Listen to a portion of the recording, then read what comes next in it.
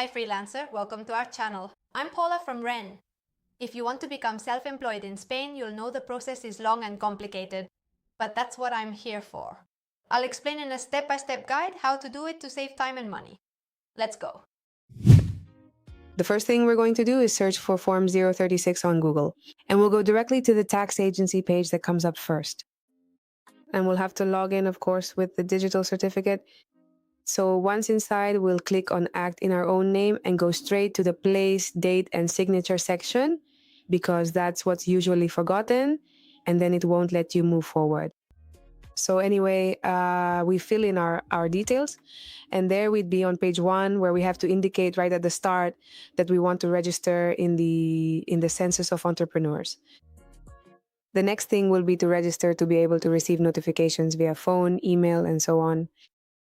So we're going to enter our phone number, yes, our phone number, into the field, and then we put it in again just to confirm it's correct.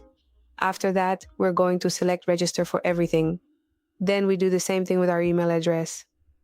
We enter the email and we select register again so that we can receive our notifications, updates, or whatever else might be sent to us.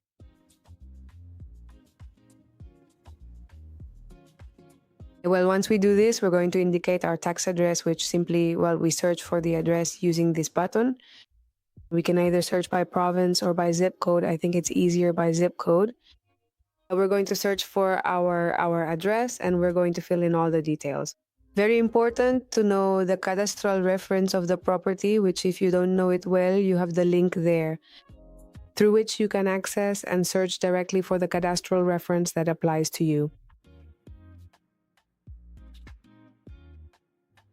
The next step would be to search for our activity to be able to indicate it on Form 036. For example, if we're computer programmers, we'd look for heading 763, we'd click search and select it. This is the way we have to tell the tax agency, what activity we're going to carry out.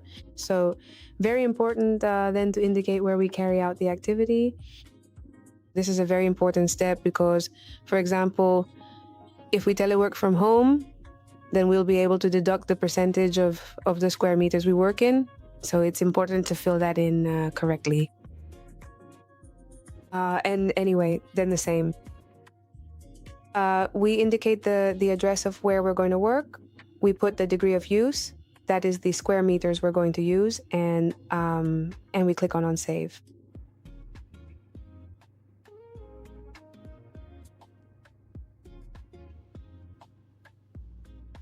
Once we have this, we are going to complete the most important part, which is the one for VAT, whether we are required to declare or not.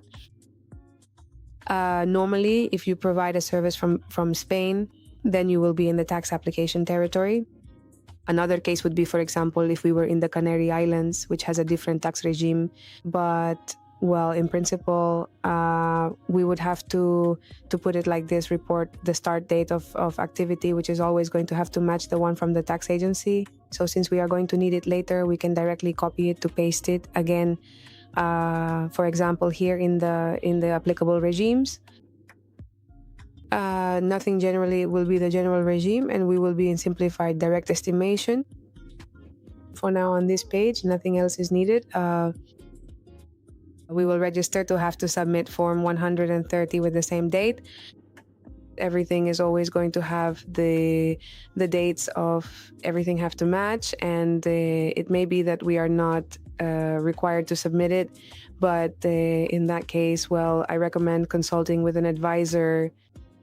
We include ourselves in simplified direct estimation, which is the one that predominates for most freelancers, and in principle, this part would already be. Then it depends on if we have employees or if we rent some premises or whatever. We may be required to submit more tax forms and nothing. I always recommend consulting with someone specialized and nothing. We would click on validate, declaration signs, and that is it. Well, freelancer, you are now ready for the next steps. Follow this channel and do not skip any